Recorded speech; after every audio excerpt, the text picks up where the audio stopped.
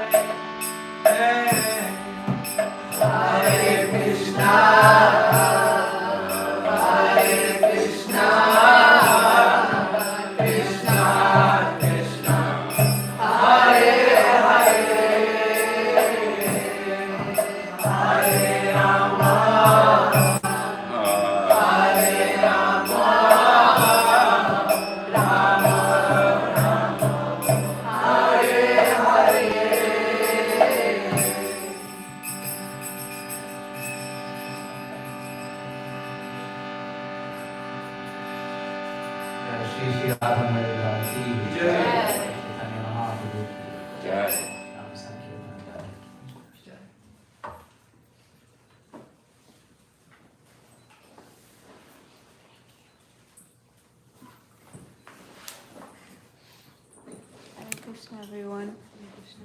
Thank you so much, Pramananda, for leading us in a beautiful kirtan and visiting us here in New York City. Thank you all so much for being here. It's so nice, everybody here. Chanticleer, everyone. We have, I want to say a special guest. Like, I feel like every week is a special guest, actually, because like every week the speaker is just so wonderful and so special. Just like each and every one of you all are so special. But Dayal is especially special because he's the executive director of Bhakti Center and really such an example of a leader. Yesterday we had a Maha Clean here at Bhakti Center, and if any of you all don't know what the word Maha means, it means great or big. And they've been doing Maha Cleans back to the time of Lord Chaitanya when they did Gundicha Marjana.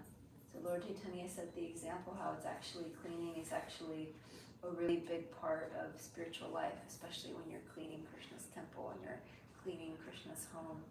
And Dayal came, and he spent the whole day cleaning with him and with Rasika, his wife. And I was just meditating on, wow, this is like really example of a leader, someone who comes and cleans with the community.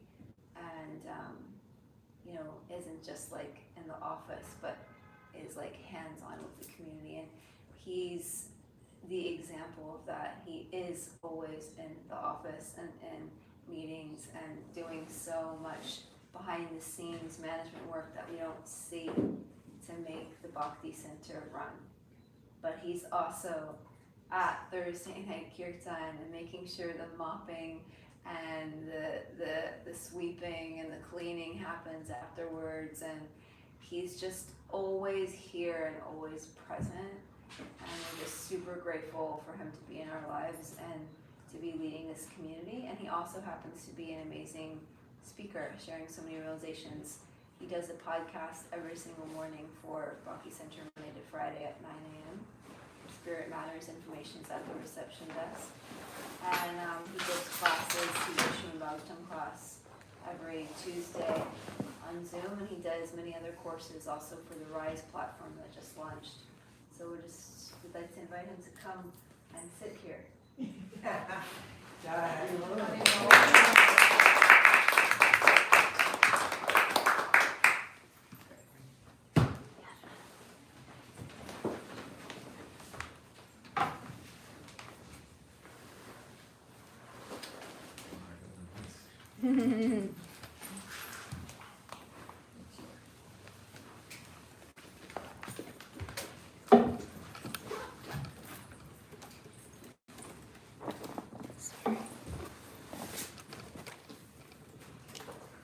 I'm just finishing up a few emails. So thank you, Champa, for inviting me to come and sit here. Is this working? Yeah, do you want it? I do, yeah, thanks.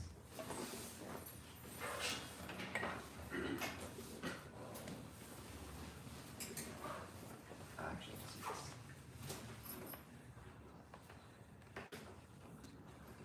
Thanks.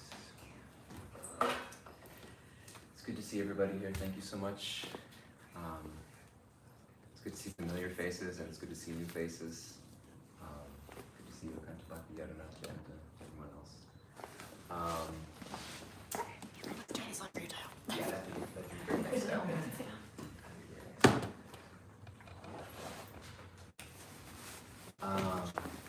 to see you also. Thank you for your time.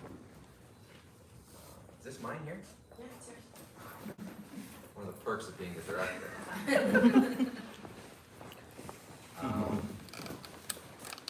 This morning I wanted to just talk and discuss and share about care as a foundation of community. It's been on my mind a lot, and it's been on a lot of discussions in general. And I think it's one of those things that is always on our minds. It's always on our minds. Just in case you can't hear my big loud voice. But also, I'm going to put it this way.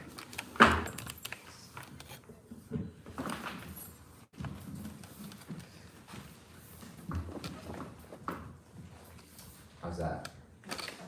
Much better. Much better, thanks. Like we didn't hear anything you were saying. It's like when someone's on mute, you're on mute, you're on mute. Somebody want to say you're on mute. Care is a foundation of community, and I really wanted this to actually be a discussion. Sometimes I say that and then I just talk for 50 minutes straight, but I actually created this little slide presentation to make sure that we have a discussion. And there were some questions I wanted to ask us as we get started. Because it's so important for us to have the opportunity not just to come and just hear and gain information. I was just listening to somebody speak recently and share about how when we're in spiritual life and when we're growing in spiritual life and learning spiritual life, it's not as much about gaining new information, but about deepening our realizations and turning to transformation. And what allows that transformation to take place is when that seed of wisdom comes into the heart and it's planted in very fertile soil, and then it grows and it transforms in the heart. And we churn that soil of the heart through our sharing and discussing with each other. And so the way that we till that soil of the heart is one of the major ways in bhakti is through service. And it's a service to come together in a sangha like this to give hope and encouragement and nourishment to each other. And when we come together in that mood, not just to hear something new, because there's not many new things to hear when you come to spiritual life. It's like it's all there, you know. You're a spirit soul, God loves you, Krishna's the Supreme Personality of Godhead. We're meant to make our way back. That's kind of most of it, 80-90% of it. Everything else is just kind of shades in and details, you know. And so I once heard somebody reference a quote from Srila Prabhupada, but it might go in that list of things that Prabhupada said but never said, because I don't have a reference for it, but it is profound. He said, other than the holy name and the deities, everything else is just to give you something to do. And so, how many of us can actually, we were able to fully dedicate our lives towards absorption in sacred sound vibration in Krishna's names, and in serving, you know, Krishna directly through our daily activities, it's this complete absorption. But since we're not on that level, we need so many other things to do. And so, I wanted to give us an opportunity to share and discuss. So I have a couple questions for us to start off with, and I'm going to ask you to turn to a neighbor, and you can just discuss either just one-on-one or even in small groups, even if it's 2 or 3 or 4 of you, it's okay. And the reason I want you to turn to somebody is because sometimes when I ask a question in a group, it's kind of like I need to have the inspiring answer. I need to have something, you know, that's thought-provoking or new, and it doesn't give us a chance to just sort of just come what comes off the top of our mind. They're not like crazy questions about the meaning of life. It's just related to our discussion as care as a foundation of our community. So you're going to turn to somebody, just one-on-one, it could be 2 or 3 or 4 of you. And there's a few questions I'm going to ask. Just for a minute or two, I'm not going to leave it hanging for too long. And the first question I want you to ask is just, how do you define community? How do you define community? And again, I don't have an answer in my mind that I'm going to be measuring you against, but it's just how do you define community? We're talking about community. Make a circle Talk of about life. care. If you're talking to somebody that you haven't met or don't know, introduce yourself. The yoga classes here. Hare Krishna, Raj. I'm Daryl. Nice to meet you, And you can Daryl. turn the answer. So let's say you answer the question once, answer the question again, a second time, a third time, allow yourself to discuss it a few times. because my birthday was on today had a little promo. Nice. I'm not gonna lie, it was hard. This time using the blocks made it a little bit easier. Yeah. But man, once I was done, like, it's just all right there to say. It's practice. I think with practice, you'll be there. But okay, so how do you define community? I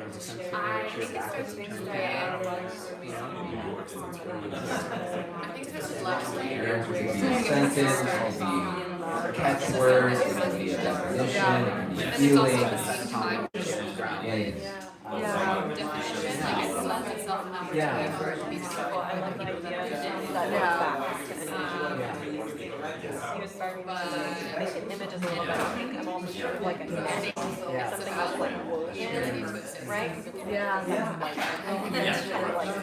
Okay, we're going to take the conversation to the next level. and then it's the encouragement I feel like we've been on going your for a long time. spiritual Keep it going, keep journey. the conversations going. Now, how do you define spiritual community? If you were to make a community spiritual, some of you are already talking about that. You think, you're at the Bhakti Centers, you think community is spiritual inherently, but how do you define spiritual community? Just adding that to it. I didn't need for everything to stop, but you can keep going, but I just wanted to add that into the conversation. I think what spiritual community is a group of people that, not really, that's what explanation you have a group of people that, worshiping the same deities, and also I think spiritual community also too, because it don't necessarily, I shouldn't say like the same deities, because to me, spiritual community can also be, let's say you have people of different faiths coming together to feed people, solve a problem, protest. See, like to me, I wanted to define that whole community thing.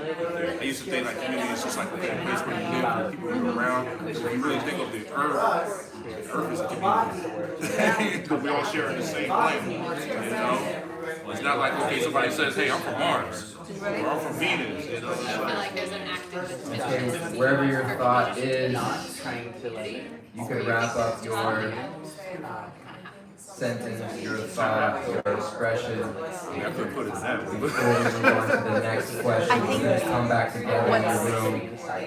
This group over here has got like they can spend the whole afternoon together. I can tell only one or two of you got to answer the question.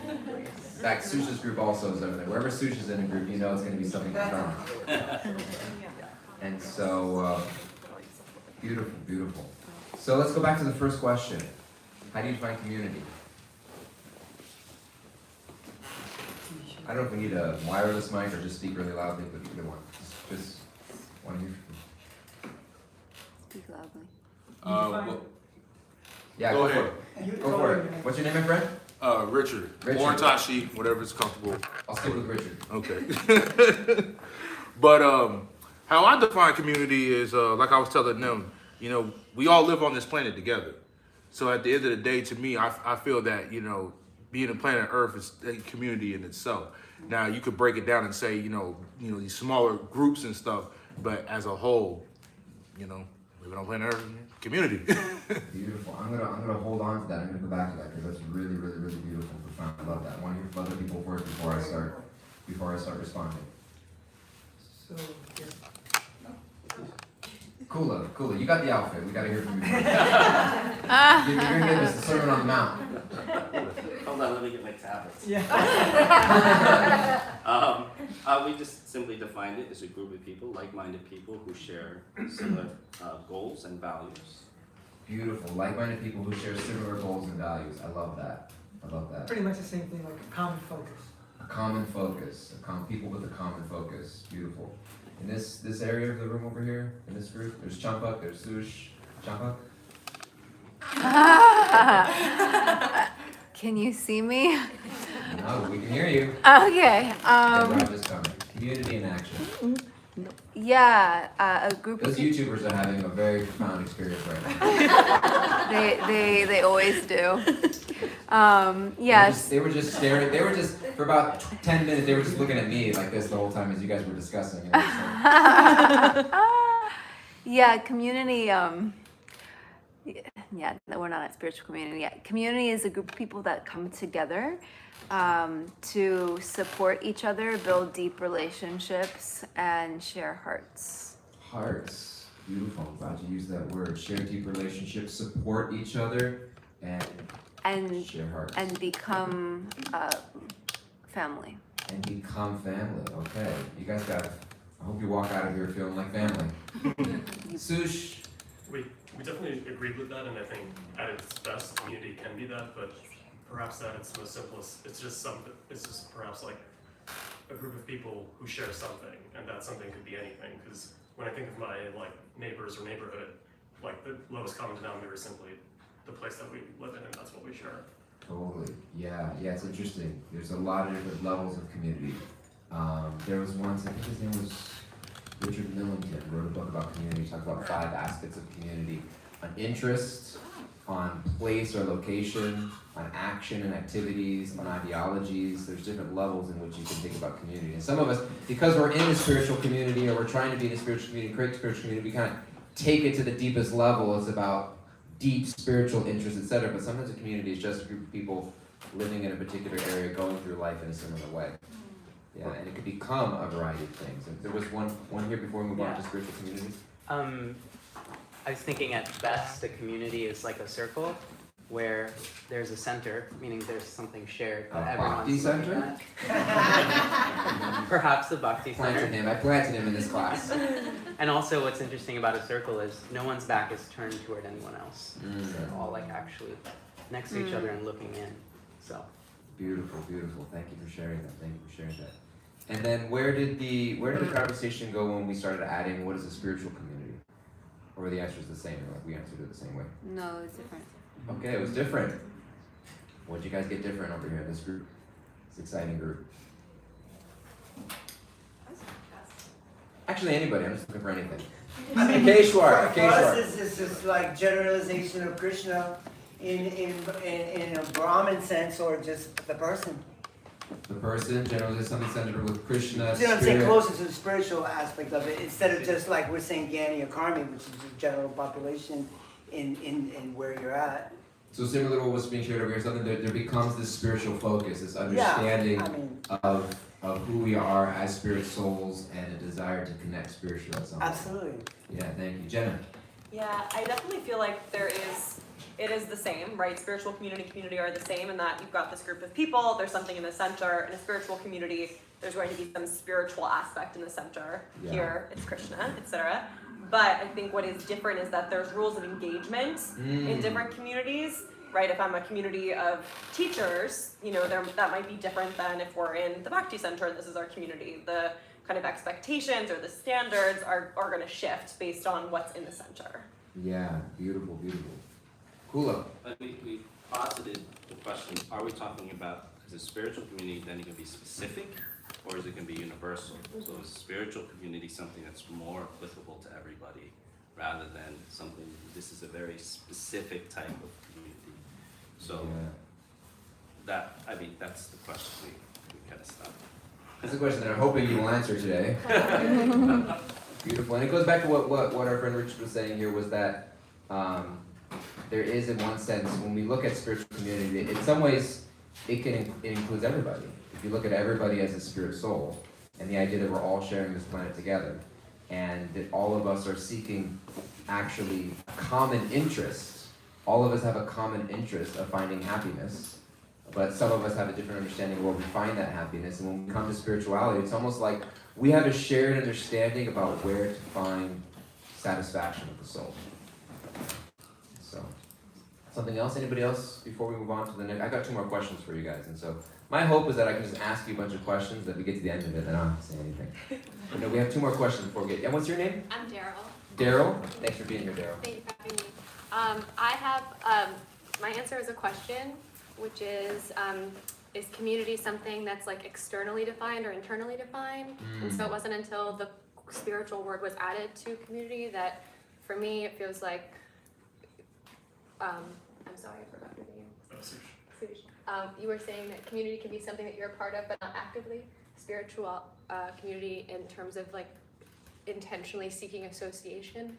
Yeah. So I think although it can be something that you define externally onto a group of people, like these people have this address, versus spiritual community feels like, yes, it encapsulates so much, but there's an active intention, I think, behind the spiritual community, at least with this practice, that is with the pursuit of having the blessing of association. So it requires intentionality to preserve I want to say the integrity of it, not just integrity in the sense of the values, but the integrity and it's sort of like when you talk about like yoga, you talk about the integrity of a pose, of like making sure that it can hold your space in that moment, or the integrity of a container. That in order for the community to serve its purpose, there has to be continuous intentionality behind it. And I love what Jenna mentioned about rules of engagement, about how we go about how this community not is just something that I just show up and I just exist in, but it's something that I participate in order to contribute to, in order to get back from. And so it's beautiful. And I think that very much sort of segues into, or brings us to the point of care in community. And what does it mean to actually, to what degree is community based on a foundation of care for fellow members, you know? And how do we express that care? What does that care look like, et cetera? So I have 2 more questions. You guys can get back into your same groups or one-on-one. And I'm just gonna stare at our YouTubers over there. They are, and just let them know. And you can do this at home if you're living at home. If you're living at home and you're just living at home alone, I want you to go knock on your neighbor's door and tell them, this is gonna sound really crazy, but I got this Bhagavata Sravana thing that I'm listening to, and I gotta answer these questions. Or bring your kids, or whoever you are at home, you can ask these questions too. So the next 2 questions are, how do you know? How do you know if someone cares about you? Anybody was like, I asked my wife this morning this question. No. How do you know? How do you know? And don't think this necessarily has to be like in the kindness community, just in general. How do you know? We're answering this question, you know, like one-on-one. So you can join this big group over here. There's a community forming right here in the middle of this. Or you can turn to your neighbor, one-on-one or small groups. How do you know if someone cares about you? Ready, set, go.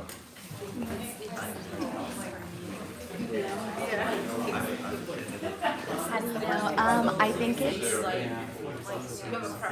like when it's awareness, I think, of someone else and what they're feeling, and I think just like noticing and then having the intention to like nourish them when they're not feeling well, or encouraging them when they're on an upward journey. So I think it's about encouragement and awareness. I don't know if it's simple, but like when someone actually asks you out of nowhere, like, did you eat today? Yeah. You know, are they, I don't want to bring the like, they'll come do it out of nowhere, you know? Like, I feel like more that kind of shows when someone cares about you, just like doing the service, just do it with you, or even it just goes to Yeah. you're talking about I feel like it's when someone inquires into your mental, emotional, physical, and spiritual well-being, and makes an effort While we are here. facilitate that work. Yeah. Okay, we're gonna add our final question into the mix. You guys can keep discussing. In addition to how do you know if someone cares about you, it's the last question I'm gonna ask as a group. Somebody cares about you, like. Oh, I didn't write this question down. But the question is, they're like, ooh, what's that? What is it like to feel cared for? What does it feel like to be cared for? And it's silence. Like, I don't know, I haven't felt that in a very long time. I was hoping I'd get that today at the Bhakti Center. When was the time I ever felt cared for? That's a tough one, because it's like, for me, I'm not so sure that, like, I'm about to skip on that one. Only because, like, I feel my mother cares for me or whatnot, to a certain extent, you know, because, like, yeah, I had to skip on it, you know. I try trying to think about when I feel like I'm cared for, but What if it's a stranger? Someone, like what if a okay, stranger? Like put okay, it in that scenario. okay, yeah, I have to let you know this. Okay, finish up your thought, finish up your It's been times, sentence. it's been times I've been homeless. Finish up whoever's done sharing, and then let's I come can be back like, together in the like one time I room. was laying on the streets, it was so cold You can outside. turn it a little bit more I together. don't know, but a lady came, you know, put a blanket over me. You know, I took it just so When you're time. ready, you can. So, You feel cared. yeah, I felt cared for. Everyone's So, yeah, that's the only time I really think about it. Okay. I feel bad. Like I said, I no longer. How do you know? Everyone's To a certain extent. They're ready to go. Good to see you. Thank you. I'm How not long have you explaining been that. I was here a couple days ago, and now I'm leaving today. Okay. How do you know if someone cares about you? Spouses, pay attention.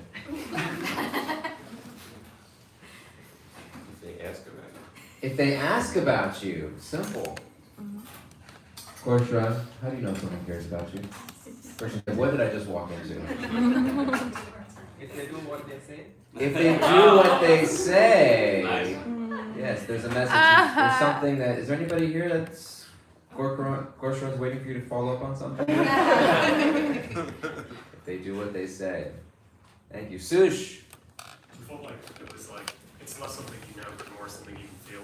And, More something you can feel, yes. and we were reminded of like, there's this great line in, I think it was like The Little Prince, where they say, the most beautiful things in the world cannot be seen or touched, but are felt with the heart. Felt with the heart. There's our word again, the heart. We're going to talk a lot about the heart in a minute.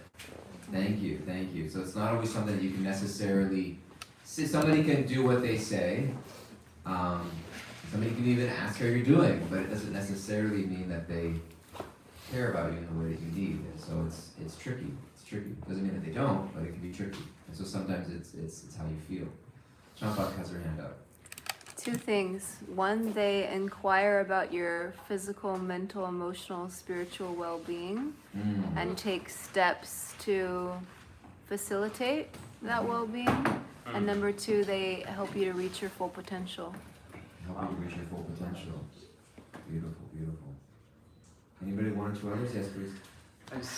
We were just discussing how you can feel cared when you're really heard, like the first process in Bhakti, Sravana, like just to like really feel heard by someone, and not so that they can like fix something, but just like receive you and where you are and who you are.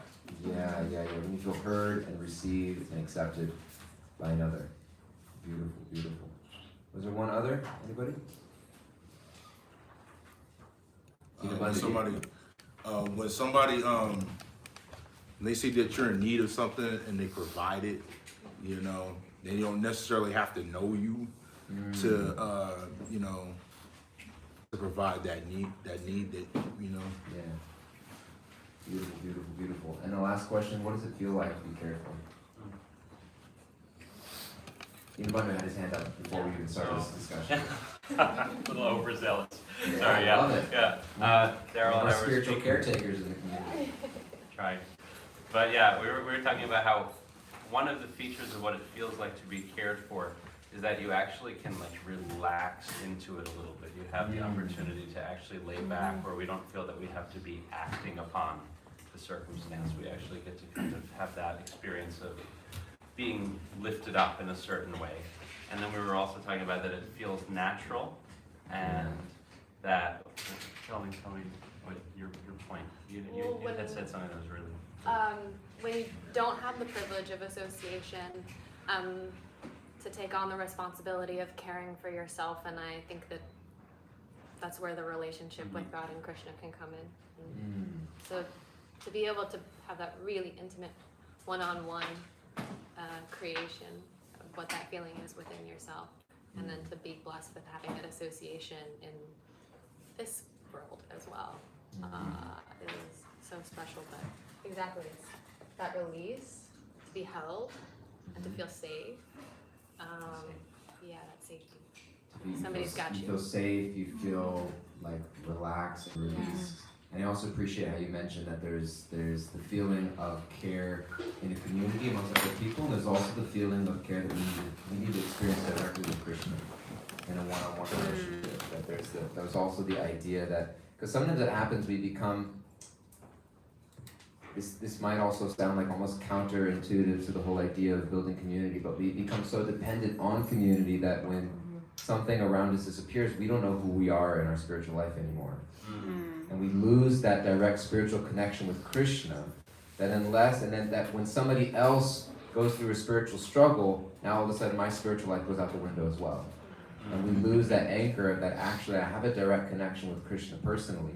And that relationship with Krishna is supported and enhanced and developed and grown in the association of other devotees who are experiencing something similar. And when I'm struggling in that relationship with Krishna, other people are lifting me up and providing a resource for me to reconnect. And when other people are struggling and feeling that sense of lowness or disconnection from Krishna, I'm bringing myself into the equation. And when we're both feeling that low sense of disconnection from Krishna, we're holding each other and reminding ourselves that there's ups and downs in life, and Krishna is still there even if we don't feel him at every moment. And we're both feeling wonderful and connected with Krishna. We're celebrating in that, and we are experiencing something beautiful. And so in any experience of life, we have our direct relationship with Krishna and relationship with each other, and appreciate that very much. And so, was there one or two others, or just one? Everybody got to say a lot of beautiful stuff. Beautiful. Thank you. Thank you all so much for sharing. One of the word that came up, and I did want to talk a little bit about the nature of the heart. The nature of the heart, because I think that bhakti, we talk sometimes about the yoga of love, or the yoga of devotion. And bhakti very much is a process of being able to connect more deeply with our heart, and being able to connect to the hearts of other people. And it's very interesting how many times the word heart came up a few times here, but also how many times Krishna references the idea of being in the hearts of every living being. And so I was just doing just a few, I'm sure there's many, many more, but I was just looking at a few verses. These are all verses from the Bhagavad Gita. In the 6th chapter, that in 14, Krishna talks about one should meditate upon me within the heart and make me the ultimate goal of life. In the 10th chapter, 8th verse, I am the source of all spiritual material worlds. Everything emanates from me. The wise who perfectly know this engage in my devotional service and worship me with all their hearts. To show them special mercy, I, dwelling in their hearts, destroy with the shining lamp of knowledge the darkness born of ignorance. Later in the 10th chapter of the Gita, I am the super soul Arjuna, seated in the hearts of all living entities. In the 15th chapter, I am seated in everyone's heart, and from me come remembrance, knowledge, and forgetfulness. By all the Vedas, I am to me known. Indeed, I am the compiler of Vedanta, and I am the knower of the Vedas. The Supreme Lord is situated in everyone's heart, O Arjuna, and is directing the wanderings of all living entities, who are seated as on a machine made of the material energy. So the nature of a devotee, and the nature of somebody who's building community with each other, is there is an element of, first and foremost, bhakti is a process of softening our own heart. Because that's where Krishna is residing. And that's where we experience Krishna. And so being able to enter into a heart space with ourselves, we sometimes talk about like entering into a heart space and feeling, and sometimes that can feel real juicy and attractive to a lot of people. Like, I love this photo, this is really great, this is my favorite slide. Some people are like, oh, this slide's like a little too pink for me, I don't know if I really like it. You know, and the idea of getting into a heart space can feel different for a lot of people. But at the end of the day, for a devotee, it's about how do a devotee's heart, everybody's heart ultimately, because at the end of the day, everybody's a devotee. Some of us remember it, some of us don't. And the idea of yoga, the idea of religion, the idea of dharma, is the idea of remembering our true self. Srila Prabhupada was asked many times, why have you come here? When he was talking about sharing Krishna consciousness in the Western world in the 60s and 70s, he said, to remind you what you've forgotten. To remind us of what we've forgotten. And to remind ourselves that actually the soul is the resting place of the heart. The heart is the resting place of the soul. And Krishna is there in the heart. And the nature of bhakti, we talked about what does it mean to feel cared for? What does it mean to care for another person? Somebody can be doing all the activities of care, but at the end of the day, it boils down to how does somebody make me feel? And how am I making another person feel? And what is the nature and status of our heart? And that becomes really hard in community sometimes, especially in spiritual practice, because sometimes we look at spiritual practice as a list of things to do, right? What does it mean to be a devotee? What does it mean to get initiated? What does it mean to be a pujari? What does it mean? What are the criteria?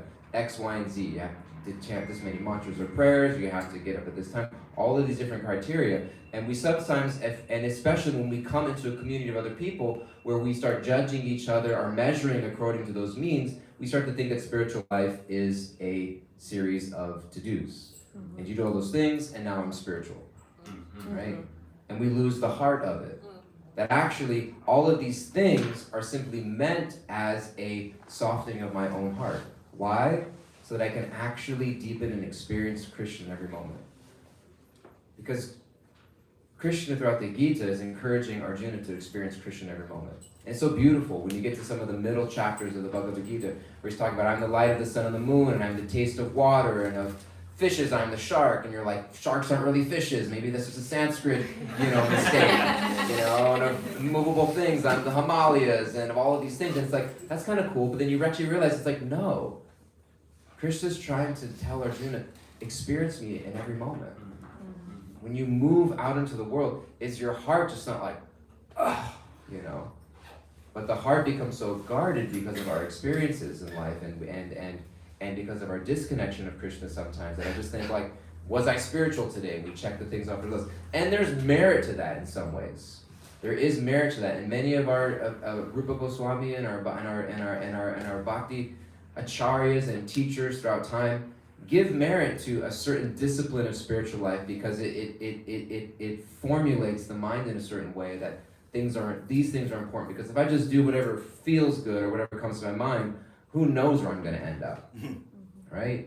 And so there is a sense also, it's like when you're in a relationship, you make certain agreements of like, these are the agreements that we're going to have, and these are the times that we're going to spend together. These are the rules of engagement that I'm agreeing to, because it's not about me anymore.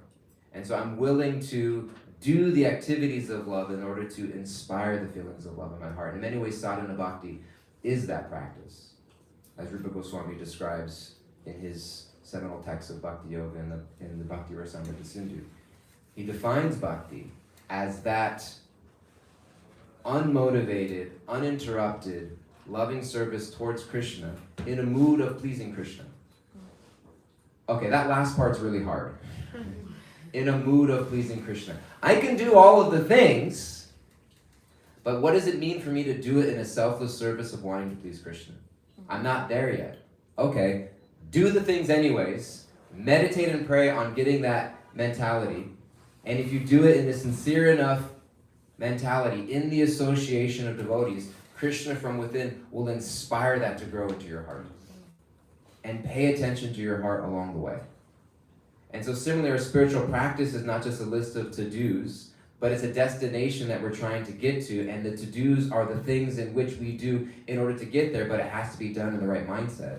Similarly, care in a community is in a similar way. Care is not a list of things that we just check off, I've never held a corporate job. I was a brahmachari for 10 years, and now I've just been serving at the Bhakti Center for the last 9 years. But have you ever gotten like an automated birthday card at your work, in an email? Or sometimes you get like an automated birthday card in the mail from like your dentist. You ever gotten one of those? Initially it's really sweet, and you realize like, I don't even know if anybody ever looked at this card. It's just like an automated, email, And so it's an expression of care. It's a really, really sweet idea. And at the same time, care is not just list of things that we do. Care is something where you actually take an interest in another individual being, based off of our shared interest of what it is that we're trying to come together and do as a community. And therefore, the practices of bhakti are always a giving and receiving. Because the nature of the heart is that we want our heart to become more open and sensitive. We want to actually become more in tune with the heart so that we can actually start to experience Krishna who's living in that very heart. And therefore, when Rupa Goswami, this was a picture of the 6 Goswamis of Vrindavan, Rupa Goswami, when he wrote his Upadeshamrita, his Bhakti, his nectar of instruction is probably translated, he talks about the 6 loving exchanges. we talk about the 6 loving exchanges. Anybody know what the 6 loving exchanges are? Say them out loud if you know them. Giving and receiving gifts. Giving and receiving gifts. What'd you bring for me, everybody? Anybody got anything? Okay, you're failing at the 6 loving exchanges. No. Giving and receiving of gifts. Okay, Schwartz? Confidentially inquiring and giving, association. And knowledge. sharing. Confidentially inquiring, revealing your mind in confidence, and receiving the mind of another person. Yes? Eating prashadam. Giving and receiving. Giving and receiving prashadam, so offering and sharing. What's always interesting about these things is that there's always a giving and receiving component. There's a giving and receiving component because the nature of the soul, the nature of the living being is to love and be loved. The nature of the soul is to love and be loved. And so where I wanted to spend a few of our time here today is I wanted to share one more verse from the Srimad Bhagavatam that talks about the nature of the heart. Not just that Krishna lives in the heart, but really going to the heart of Krishna, dwelling in the heart of his devotee, and the nature of not only Krishna living in the heart of his devotee, but the devotee living in the heart of Krishna, and that connection. And then I wanted to take a few other references for us to think about. It wasn't so much of like, this is transcendental information, go forth and now practice this, but just for us to look at the way we think about what it means to be in community, what it means to go about our spiritual practice, and what it means for us to look at the way we view Krishna's teachings through our Bhagavad Gita and Srimad Bhagavatam through the lens of wanting to soften my heart in order to experience Krishna more deeply, and in order to experience my connection with Krishna's devotees more deeply, because Krishna is in the heart of those devotees. And so one of the most beautiful verses in Srimad Bhagavatam we find in the story of Ambarish Maharaj and Durvasa Muni. And so the story of Ambarish Maharaj and Durvasa Muni, very, very briefly, the Bhagavatam always kind of feels like there's a few characters that it's just like, man, like you drew the short end of the straw, like you're always the butt end of the jokes here in Srimad Bhagavatam. Indra's one of those people. Durvasa Muni is another one throughout different Vedic tales and stories. And so Durvasa Muni was a great sage who came to visit the home of Ambarish Maharaj, who was the king. And Ambarish Maharaj welcomed and greeted Durvasa Muni, and throughout, without getting into too much detail of the story because it's a long story, but basically Durvasa Muni didn't feel like he was welcomed properly. Didn't feel like he was honored properly by Durvasa Muni. Like, don't you know who I am? And he got so offended. Even though Ambarish Maharaj was sacrificing himself to go out of his way to extend a welcome unexpectedly to Durvasa Muni. Durvasa Muni, anybody know what Durvasa means? It's difficult to live with. Durvasa, difficult. It's difficult to share an abode with. So anybody have a Durvasa roommate? Anybody here because they're trying to get away from their Durvasa Muni? Yeah. So, I got a whole bunch of them. And so Durvasa Muni was somebody who's easily angered, easily offended. And so out of his feeling of what he felt was justifiable anger, he attacked Ambarish Maharaj. And Vishnu came in directly to protect Ambarish Maharaj, and he sent his Sudarshan Chakra, chased Durvasa Muni all over the universe. In Vedic tales, you get used to these kind of things of all over the universe and Vishnu showing up, and but that was the story. And Durvasa Muni was begging Krishna, was begging Lord Vishnu for forgiveness, and he was saying, "Don't go to me." He says, "You go to Ambarish Maharaj. You go to Ambarish Maharaj." And he speaks this verse. He says, "The pure devotee is always within the core of my heart, and I'm always in the heart of the pure devotee. My devotees do not know anything else but me, and I do not know anyone else but them." And so many themes of the story is that Krishna, when his devotees are experiencing pain, Krishna is feeling that pain. When a devotee is feeling some pain, Krishna is experiencing that pain. And he steps in to intervene to somehow or other give relief to that devotee. And for us as devotees, or as aspiring devotees, we also want our heart to bleed a little bit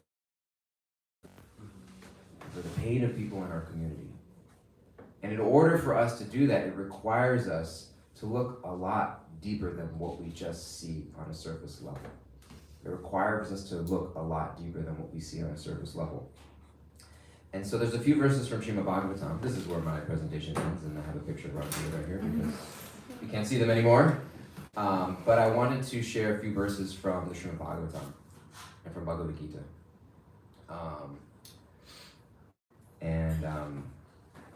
I wanted to share a verse from Srimad Bhagavatam, I wanted to share a verse from Bhagavad Gita, and I wanted to tell or reference a very brief story from the Chaitanya Charitamrita. Because I think a lot of the lessons that we get from Bhagavad Gita and Bhagavatam come to life, and at least in relationship to how devotees put these things in practice together. If you want to look about spiritual communities in action, you can very much look to some of the teachings of the Chaitanya Charitamrita.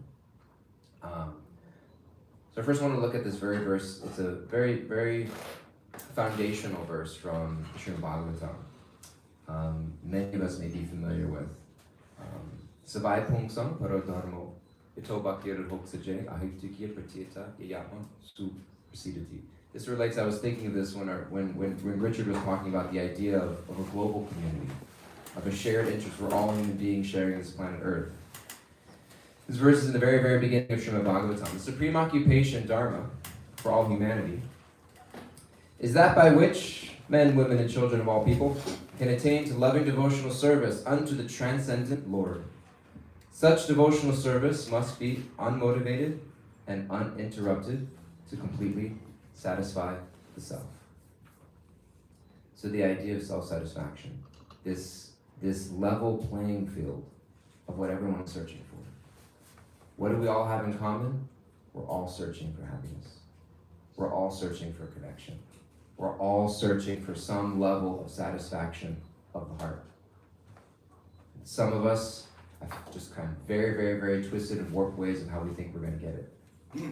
Right? Amen. So I wanted to just label that. I just wanted to share that reference as a verse because I think it's very, very important for us to understand of what it means to satisfy the heart. Satisfying the heart is when we get to the place of loving devotional service unto Krishna, right? And Krishna, as we know, is in the heart of every living being. So how can I see another living being separate from that Krishna, to whom I can find my only deepest satisfaction of life by offering myself in service? There's a verse from the Bhagavad Gita that I wanted to reference also, and I wanted to read some of this purport. It's a verse from Bhagavad Gita in the 15th chapter, where Krishna mentions, the living entities in this conditioned world are my eternal fragmental parts. So again, every living being is connected to Krishna. That's what we were sharing a little bit about the circle, right? And that center, and everything's connected to that center. Due to conditioned life, they are struggling very hard with the six senses, which include the mind. So we have this conditioned life, and we are struggling. Anybody struggling very hard with the six senses, which include the mind? Right. And so this is where the care in community intersects. The idea of a community of people with a shared interest, a shared understanding that we are all seeking the same thing, and we all have a shared understanding of where to get it.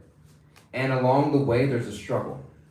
There's a deep struggle because of the conditioning that I'm experiencing, being a fragmented part that's struggling very hard with the six senses, which include the mind, right? And to understand and be sensitive enough to understand somebody else's struggle. That caring community means that we are sharing in an understanding of another person's struggle. And I'm willing to step out of my own world in order to inquire about someone else's, in order to that six loving exchanges of Rupa Goswami, giving and receiving. Wanting to give and wanting to receive and exchange love. So let's read a little bit of the purport here that Srila Prabhupada shares, because I think it's this last paragraph of this purport is really, really, really, really, really beautiful. The word my mung vungsam. Did I get that right? Tongue twister. Fragmental parts and parcels of the Supreme Lord, Mamaya Vangsa, are also very significant. The fragmental portion of the Supreme Lord is not like some material broken part. We have already understood in the second chapter that the spirit cannot be cut into pieces. This fragment is not materially conceived. It is not like matter, which can be put into pieces and joined together again. That conception is not applicable here, because the Sanskrit word sanatan, eternal, is used. So we're eternally connected to Krishna. It's not that we're connected to Krishna and become disconnected and now we're trying to get connected again. We talk about yoga and being connected to Krishna, but actually we are eternally Krishna's part. We just actually forget it sometimes. It's not that we actually ever get disconnected. We just forget that we're connected. The fragmental portion is eternal. It is also stated in the beginning of the second chapter that in each and every individual body, the fragmental portion of the Supreme Lord is present. Dehinos minyata dehi. That fragmental portion, when liberated from the bodily entanglement, revives its original spiritual body in the spiritual sky, in a spiritual planet, and enjoys association with the Supreme Lord. It is, however, understood here that the living entity, being the fragmental part and parcel of the Supreme Lord, is qualitatively one with the Lord, just as the parts and parcels of gold are also gold. So this sentence here is something that resonates in my heart, and I've read this before, and I wanted to share it again here. The second to last sentence. The fragmental portion, when liberated from the bodily entanglement, revived its original spiritual body in the spiritual sky, in a spiritual planet, and enjoys association with that Supreme Lord. So each and every one of us is on that trajectory. Each and every living being is on that trajectory. It's just a matter of time. And time, as we know, is a material construct. So each and every one of us is on that trajectory. And our simple duty to experience, because it goes back to, again, I wanted to ask this question, end with this question of why community? And why care in a community? Because at the end of the day, that is the trajectory of every living soul, every living being who's a spirit soul, to completely satisfy the nature of the self, is to serve and recognize that Krishna is in the heart of every living being, and every living being is in the heart of Krishna. And when I reach out to whatever small or little way, it's softening the nature of my own heart in a way that I'll be able to experience Krishna more directly, as Dayal so beautifully said. And when Sachinanda Swami was here recently, he was talking so beautifully. He always talks about, wherever he goes, about how important it is for us to experience and connect to Krishna personally in our daily lives. But we can't experience Krishna if the heart has a shell around it. If the heart is, as Dinabhai was saying, not relaxed and is tensed up. And so when we perform service and express care to another to another person in our community, in a mood of wanting to experience Krishna more deeply, Krishna shows up in our life in very, very beautiful, miraculous ways. And the community becomes less about growth in numbers, becomes less about all of the things that we check off of our list, and it becomes more about how two people or more than two people are connecting on a level of the heart and feeling Krishna's love expressed with this other devotee, to feel seen, to feel safe, to feel connected and cared for. And it can be simple. It doesn't have to be large, grand things that post on Instagram.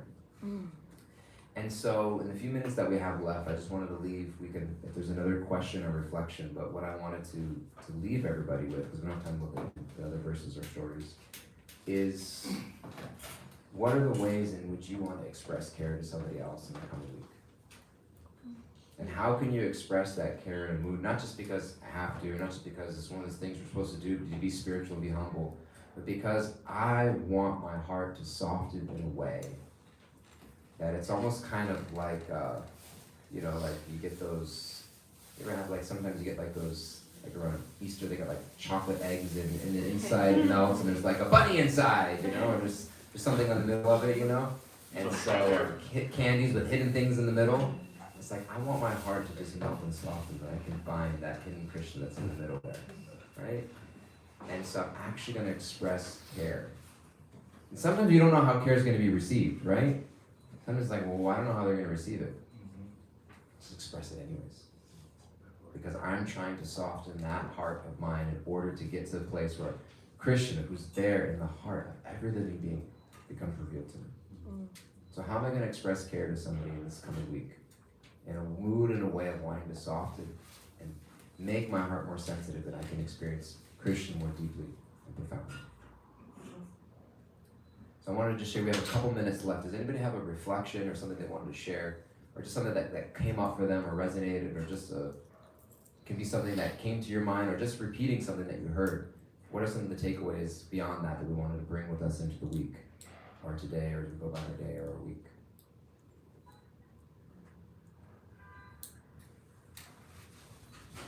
Yes, please. I feel like after this conversation, sometimes it's so hard to continue to soften your heart, especially when you're disappointed or somebody doesn't show that they care about you, and we automatically want to put our walls up. And having faith and devotion to Krishna, it makes you strong enough to continue to soften your heart, no matter if anybody hurts you or if anybody does you wrong. You still have the motivation to soften your heart because of his love. So I really enjoyed this conversation. Beautiful. It gives you that strength. Thank you so much for that. What's your name? Ashley. Thank you, Ashley. I appreciate you sharing that. Thank you. One or two others? Dina Bandhu. I just wanted to briefly say, what you said at the end about how sometimes we want to offer care and people are not necessarily in a position to accept the care. There may be some challenge there. It also made me think about how sometimes there are situations of care that we feel very intimidated by and very afraid of. Like, I'll just share one example. One friend of mine reached out to me recently, and unfortunately, he has a young daughter who is very, very ill and is probably going to be passing away. And it's quite intimidating sometimes to try to offer care to someone in that circumstance, because we're so scared of, what if I say the wrong thing, or what is it going to bring up for me internally? And I was just thinking about how, in the spirit of what you said, we trust that in our endeavor to offer care to someone, regardless of how difficult the circumstance, Krishna is going to appear there in that encounter, in that exchange. And perhaps just by softening our hearts, like you said, at least we find the opportunity to share a loving exchange with somebody. It's really, really fun and beautiful. And thank you for sharing that. And sometimes also in our efforts, our endeavors to care for another person, we're forced to depend on Krishna. Because we recognize that I think I'm the caretaker, right? I have a very limited offering for this person. But actually, I want to connect this person somehow, whether it's directly to Krishna or in just some way being a representative of Krishna. It forces me to just kind of, in a cliche way, get down on my knees and to say, Krishna, what does it look like for me to care for this person? What does it look like for your love and care to flow through me to that individual? And it forces us to come to the place where we're dependent on Krishna. Caring for another person is a very vulnerable thing to do, and it requires a lot of shelter. It requires a lot of shelter. And it also requires us to recognize, how cared for am I? And am I reaching out and finding ways and taking responsibility to reach out? And sometimes we have to request care. Sometimes we have to request care. And sometimes we get into a place of a lot of bitterness and resentment because we think no one's caring about me. And the reality is that everybody is really consumed with their own life in such a way that it's hard to think about another person sometimes, which is why I wanted to leave us with that thought of, how can I reach out and extend care to somebody this week? But also sometimes we have to go out where we have to request care. And we have to be thoughtful in how we go about doing that. It's also important for us to not be so scared to admit when we need it, because we have to give and receive, as I mentioned. Okay, that's the signal from Gorsharan. Thank you all so much. Really, really grateful for you. Hare Krishna, Srimad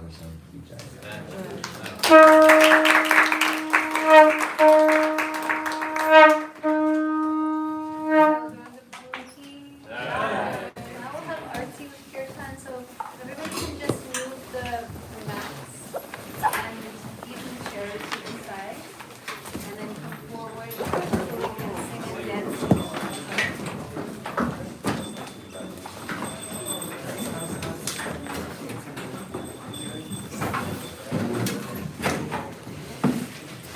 Jai Shri Radha Muralidhar ki Jai. Gaura Chandra ki. I'll take that. Namo Krishna Padaya Krishna Prasthaya Bhutale Srimate Bhakti Vedanta Swami Iti Namine Namo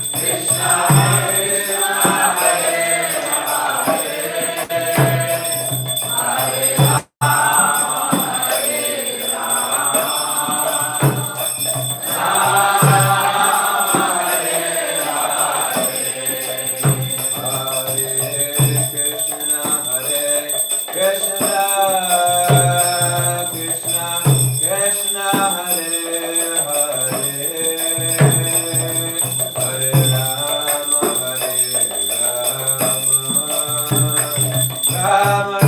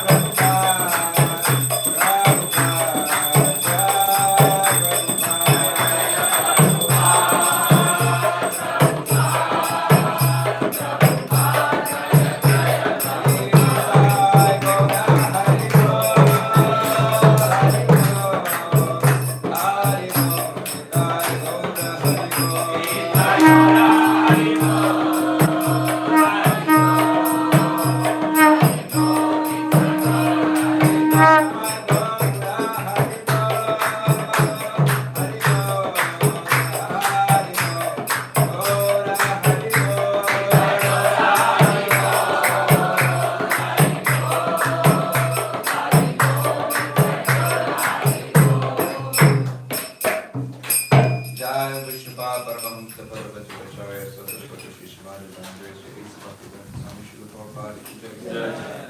John Vishpa Paramahamsa Parabhajikacharya, Astotra Shri Shishimana Zavangare, Shri Bhakti Siddhanta Saraswati Goswami Maharaj Prabhupada ki jai.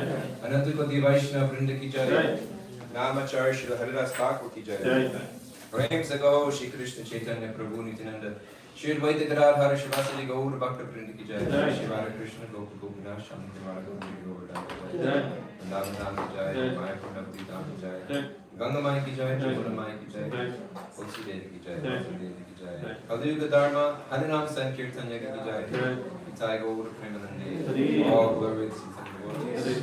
All glories to the Son of the devotees. All glories to the Son of the devotees. All glories to Shri Shri Guru and Shri Gauranga.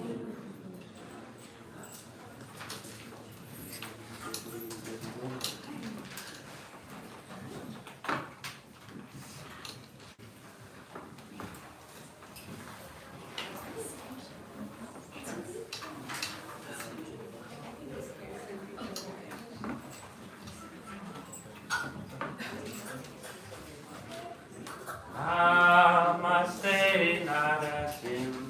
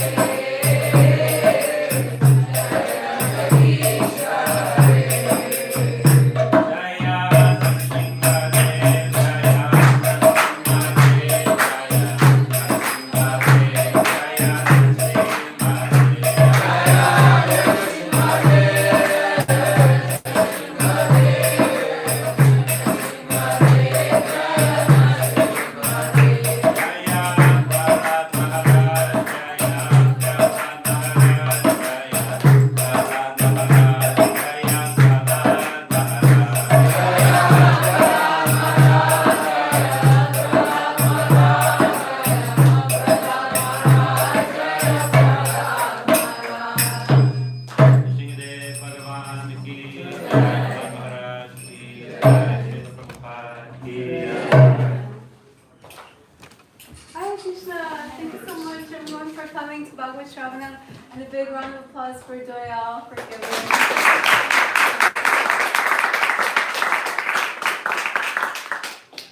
Yeah, so it's nice to see a full temple room. And if anybody is not on our temple newsletter and would like to sign up to get updates of the things that I'm about to tell you, because that's what I'm reading from, you can go to bhakticenter.org and scroll down to the bottom and click join our temple newsletter, and that will give you these updates. And actually every week Dayal does a beautiful video where he talks about different things in our community, and this week he was actually asking everyone what nourishes them at Bhakti Center, and asking people to write to him at Dayal@bhakticenter.org, telling him what nourishes him. So he's also here in person, so you can also tell him in person today if you like. And yes, a few other announcements. One big announcement is we have next weekend. It's a big week coming up. We have a lot of guests coming into town. There'll be a lot of senior devotees coming into town. Radhanath Swami will be coming into town. Chandramalai Swami will be coming into town. Vaisheshika Prabhu, so many other incredible devotees. And Ratha Yatra weekend is next weekend. So 3-day festival. It starts with Friday, and we're having our Bhakti Center offering to Ratha Yatra on Friday in Tompkins Square Park. Kirtan in the park from 11 a.m. to 2 p.m. Kirtan and lunch prasadam. So please, please, please come and have a wonderful time. We also need volunteers for that event.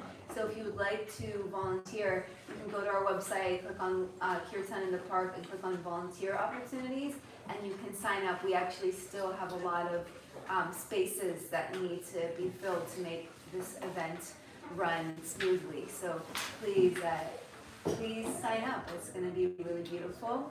And then on Saturday is Ratha Yatra down 5th Avenue all day, and Washington Square Park Festival all day. So please come for that. And then Sunday they have an open house at the Brooklyn Temple starting, I believe, at 4 p.m. and it goes until midnight. It goes really, really late. So it's going to be a really wonderful weekend. Some other announcements. Vani, there's a school, Vani, from London. It's an online platform where there's classes, courses, membership, and if you, with incredible teachers, Dayal is one of them, Yogi Charu, Janavi, Harrison, and Kishore Chandra, and Susan, and Bhuta Bhavana Prabhu, so many incredible devotees. And it's good for devotees, it's also good for people who are new to Bhakti. So if you know people who might be interested to connect, this is a really valuable way to do it. And we're partnering with them. And if people sign up for their yearly membership and use our code, Bhakti Center, you get a 20% discount. So that's really, really good. And then we have this coming Wednesday, June 7th, we have a special Srila Prabhupada Meditations program. We have Prabhupada Meditations every Wednesday at 26 2nd Avenue, just right around the corner, where we, thanks to Yadanath Guru and so many others who take care of that space. And it's from 6:30 to 7:30 every Wednesday. Beautiful program. We meditate on Prabhupada. We listen to a kirtan by Prabhupada in that space and actually do kirtan with him. And this Wednesday, Mukunda Maharaj is going to be zooming in at 7 p.m. So come live if you can't. If you can't come, there's also a link on our newsletter to join the Zoom. And we have a special Srimad Bhagavatam class with Vaisheshika Prabhu on June 12th in person from 7:15 to 8 a.m. followed by breakfast. And Chandramalai Swami will be a special online speaker on Zoom on June 8th for Srimad Bhagavatam, and Janardana Swami in person June 9th, 7:15 to 8, and Guru Prasad Swami in person on Sunday the 11th from 7:15 to 8. Everyone see Jayanta Prabhu over here. I did this to him last week and I'm going to embarrass him again, but we are so grateful to have him in our community. He's a wonderful devotee, also the immigration lawyer of many of the people in the community, and he's also a beautiful poet. And he's going to be doing a poetry reading on the 25th of June from 2 to 3:30 here in the temple room after Bhagavata Sravana lunch. And he's going to be sharing his poems with all of us, so please come for that. And also a little bit in advance, but on Saturday, August 5th, we're bringing back, we were having monthly community japas where we just got together and chanted japa the whole week, the whole day. I was about to say the whole week, that would also be nice. We could have a japa retreat. But you don't have to come the whole time, you can also like come and go as you please and drop in. But we are going to be doing that on the 5th from 10 a.m. to 6:30, and we'll finish with Core RT. And we do the 12:30 RT, and then we have a beautiful community member, Subhadra, is going to be also cooking a feast for us that day. So please come, that'll be served at 1 o'clock, please come for that. And I think I got everything except one last thing. We also have an amazing Prabhupada disciple, Yogeshwara Prabhu, who he's doing Tuesdays with Yogi Green every Tuesday from 6:30 to 7:30. And it's also very good for new people and also long-term practitioners. Come for that, invite your friends. It's really already building up in a very beautiful way.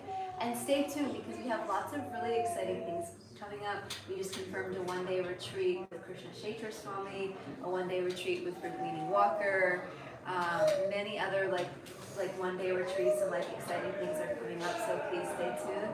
Please stay, have lunch, give a donation if you can. This is completely by donation event. You can scan to donate or give cash to donate, and have a wonderful day. Hare Krishna. Well, when's the next one?